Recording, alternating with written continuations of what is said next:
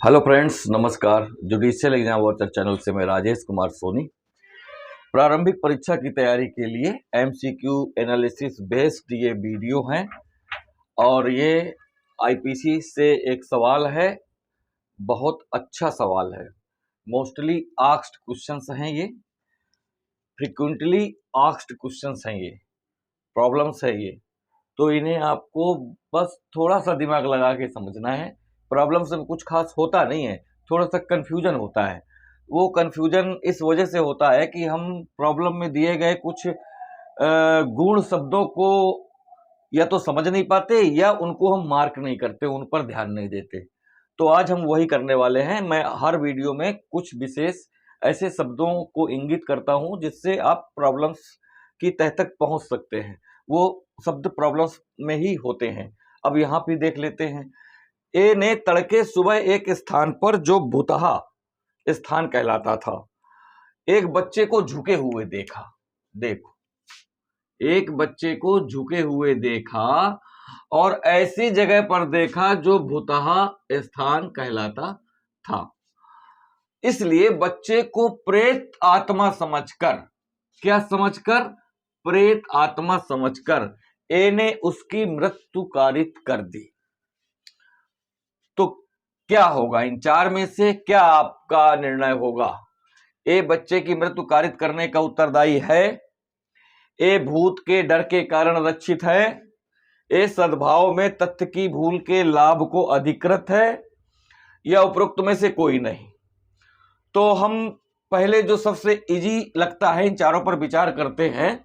तो ये देखते हैं कि अगर इस वाली लाइन को पढ़ा जाए, चार में से कोई जो आप पहले समझ सकते हैं उस अल्टरनेट को लेकर के समझने की कोशिश करिए।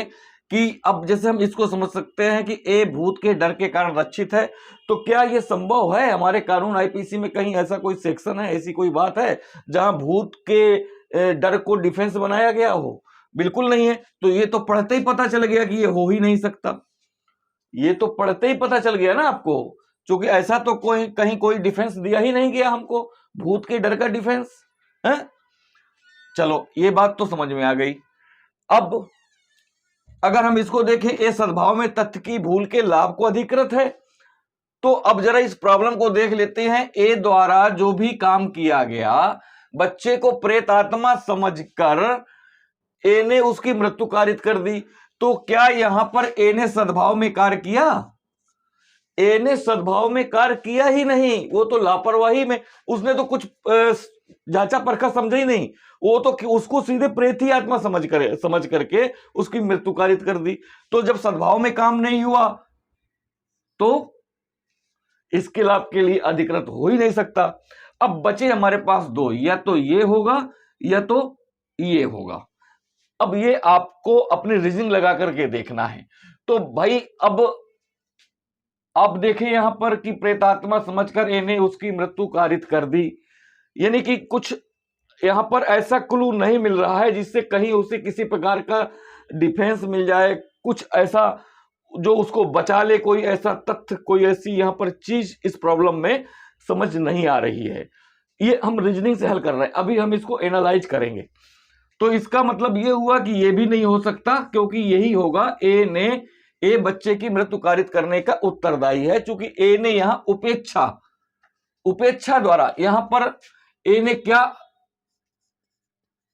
उपेक्षा द्वारा मृत्यु कारित कर दी। उसने उपेक्षा द्वारा कार्य किया। इस प्रॉब्लम से यह निकल करके आ रहा है कि ए ने उपेक्षा द्वारा कार्य किया है, उपेक्षा द्वारा उसकी मृत्यु कारित कर दी है।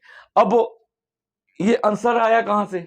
ये आंसर हमारे पास एक केस है, उसी केस पर ये मामला, ये प्रॉब्लम आधारित है। वो है हयात बनाम एम्परर का।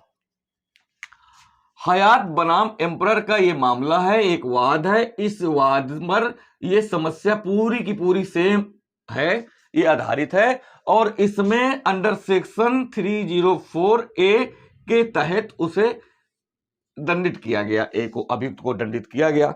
अब हयात बनाम एम्परर का जो मामला है वो लगभग यही है कि उसमें अभियुक्त प्रारंभिक गोधूल बेला में, यानी कि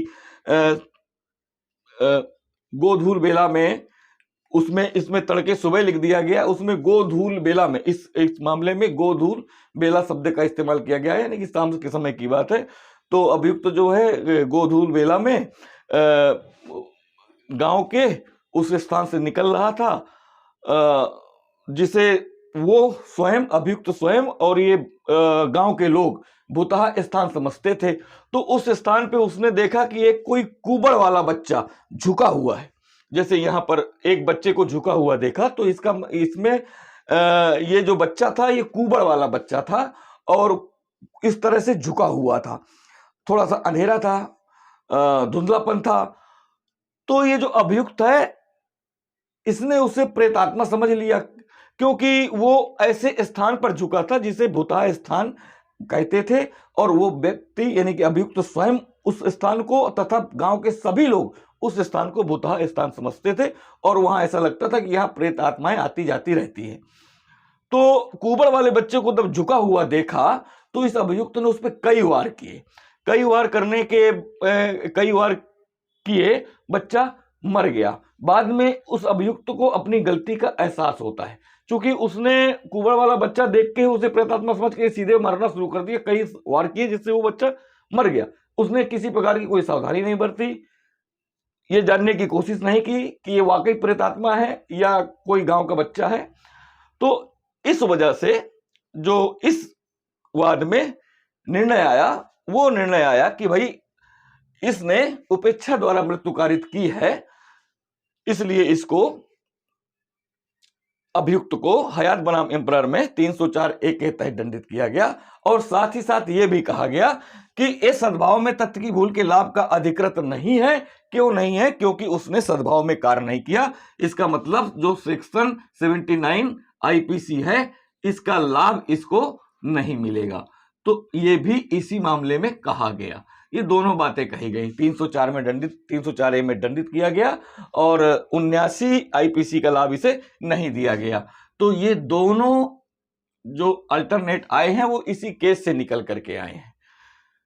तो यहां पर कंफ्यूजन हो सकता है, या आप समझ सकते हैं कि कुछ लोग इसको आंसर समझ सकते हैं, लेकिन ये इसका आंसर नहीं होगा। हां, अगर सद्भाव शब्द प्रॉब्लम में कहीं आता तो एक बार सोचा जा सकता था कि उसे 79 का लाभ मिल सकता था, लेकिन सद्भाव शब्द न तो प्रॉब्लम में कहीं आया है, और प्रॉब्लम पढ़ने से भी हमें यह पता नहीं चल रहा कि ए ने सद्भाव पूर्वक कार्य किया है या नहीं किया है।